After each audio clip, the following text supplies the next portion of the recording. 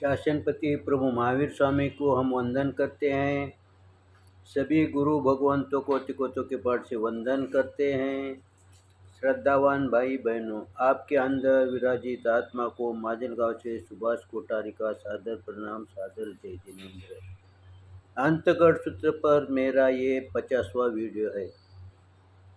इसके पहले के वीडियो में हमने देखे थे कि कृष्ण भगवान अपने छोटे भाई को समझाते हैं कि अभी दीक्षा लेने की उम्र नहीं है, अभी तुम क्या करो, कुछ संसार का कार्य करो। लेकिन गज सुकमाल उस बात को मानते नहीं। अब वैसा देखे तो उनकी बुद्धि को जागृत करने का काम कृष्ण ने ही किया है। उनकी सुप्त शक्ति को जागृत करने का काम, जैसे चंडकोशी की जो सुप्त शक्ति थी उसको जागृत प्रभु महावीर ने किया। कितना समय लगा देखो। जब आदमी कोई भी जीव का शुभ कर्म उदय में आते होते हैं, उस समय कुछ क्षण का ही उनको निमित्त मिल गया तो उसकी बुद्धि जागृत होती है। चंडकोशी को भी जागृत करने के लिए प्रभु महावीर को अधिक समय नहीं लगा। जाम्बुवंत को भी हनुमान की शक्ति जागृत करने को अधिक समय नहीं लगा। उत्तराध्याय सूत्र में जो आता है वो पुरोहित का, भृगु पुरोहित का वर्णन, उसमें भी उसके पुत्र को जागृत करने के लिए मुनि को बहुत कष्ट उठाने नहीं पड़े, क्योंकि उनका वो कर्म का उदय होने वाला है। उनके कर्म के आवरण अभी बहुत कम हो गए हैं, पतले हो गए, ये सब निमित्त बन गए और निमित्त बन के उन्होंने वो कार्य किया। वैसा ही हम अच्छे काम में निमित्त बने, निमित्त बनने की कोशिश करें तो हमारे भी कर्म उदय, शुभ कर्म उदय में आ सकते हैं। यहाँ पर कृष्ण भगवान ने अपने छोटे भाई को कहा। छोटे भाई की उम्र क्या थी हम अनुमान लगा सकते हैं, ज़्यादा से ज़्यादा 20 वर्ष के आसपास थी।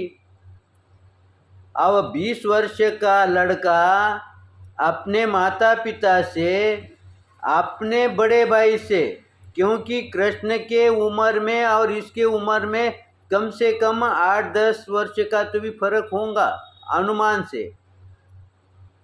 लेकिन माता पिता को भी वो क्या समझाता है, गज सुकमाल अपने माता पिता से 2-3 बार इस प्रकार कहता है, 2-3 बार कहता है। इसका मतलब ये गज सुकमाल को ये अनुभव कहाँ से आया कि ये बात अपन 2 बार 3 बार बोलना चाहिए बोल के, क्योंकि उसके कर्म ऐसे शुभ थे कि उसको अंदर से ही स्फूर्ति मिलती थी। वैसा ही हम कोई भी शास्त्र वगैरह धर्म ध्यान करते हैं तो एक बार रुचि हमारी जागृत हो गई ना, तो फिर हमारे को कुछ करने की ज़रूरत नहीं, वो ऑटोमेटिक हो जाता है। लेकिन रुचि जागृत होने के लिए हमारे को कष्ट उठाना ही पड़ते हैं, क्योंकि रुचि जल्दी जागृत नहीं होती है। क्यों नहीं होती है? क्योंकि उस पर कर्म के, अशुभ कर्म के आवरण बहुत गाढ़े हैं, बहुत चिकने हैं। जब तक वो पतले नहीं होंगे तब तक वो जल्दी जागृत नहीं होंगे।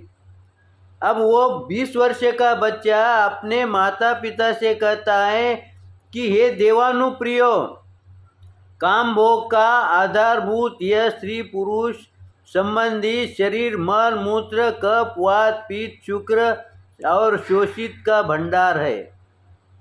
यह शरीर अस्थिर है, अनित्य है, सड़न गलन है, नष्ट होने वाला है। ये बोध कौन दे रहा है? 20 वर्ष का पुत्र अपने माता पिता से। क्या उसके माता पिता इतने अज्ञानी थे क्या? क्या उनका भाई इतना अज्ञानी था क्या? नहीं। लेकिन ये जो बात हो रही है गज सुकमाल की, ये अंतकरण की बात होती है। ये यहाँ दर्शाते हैं कि उसके अब कर्म बहुत पतले हैं।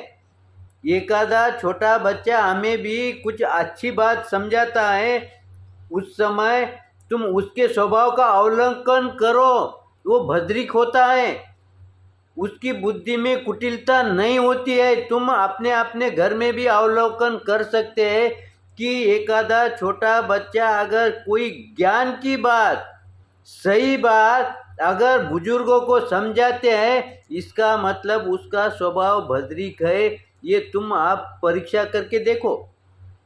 वैसा ही यहाँ पर वो अपने भाई के से और माता पिता से ये 3 बार 2-3 बार बोलते हैं, और उस समय वो माता पिता को कहता है कि इसलिए मेरे को दीक्षा लेने की है। माता पिता ने ये सुन लिया और उससे क्या कहते हैं कि तुम एक दिन के लिए